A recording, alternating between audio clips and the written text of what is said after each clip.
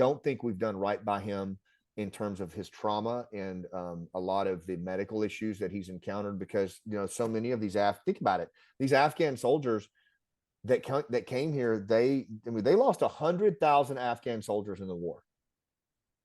100,000, for an institution that didn't fight, that's a lot of dudes. And a lot more were wounded, and they have no health care. They have no VA type organizations. And even the commandos that are here, these guys are driving Ubers and just trying to make ends meet. And they can barely deal with their, with the trauma, the traumatic brain injuries, the PTS. And it was something like 70% of Afghan war veterans felt like the resettlement of their Afghan allies was directly proportional to their own mental health.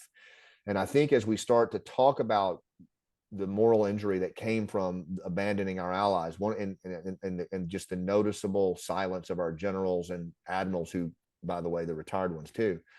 What are we doing to help our Afghan allies heal and become whole and resettle in America in such a way that they're not just living in a hotel and living the nightmare of, I just can't even imagine what they're going through with no treatment for their PTS, no medical care at all to speak of.